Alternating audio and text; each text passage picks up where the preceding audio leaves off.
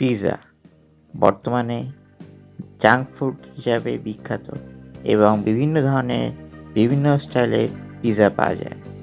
এই পিৎজায় বিভিন্ন ধরনের মশলা, সস এবং চিজ ব্যবহার করা হয়। ইটালিতে খুব কম পয়সায় পিৎজা পাওয়া যেত, কিন্তু পিৎজা বিখ্যাত হয় 1889 সালের পর থেকে। 1889 সালে ইটালির রানী মার্গারিটা নেপলসে আসেন। পিৎজার গন্ধ তার নাকে যায় এবং তিনি এই পিৎজা খেতে চান। রানী রাফায়েল এসপাসিতোকে পিৎজা বানানোর কথা বলেন।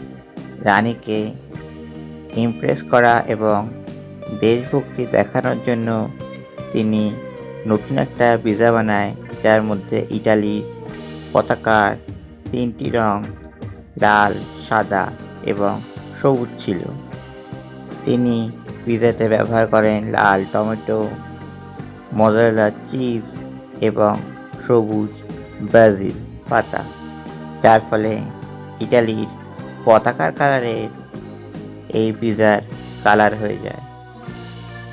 রানী তখন এসপাসিতোকে জিজ্ঞেস করেন এই পিৎজার নাম কি।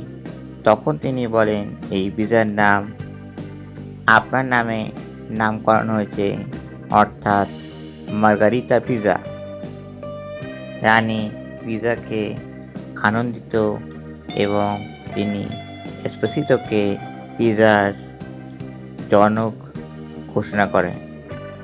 এর পরবর্তীকালে পিৎজা বিভিন্ন জায়গায় ছড়িয়ে পড়ে।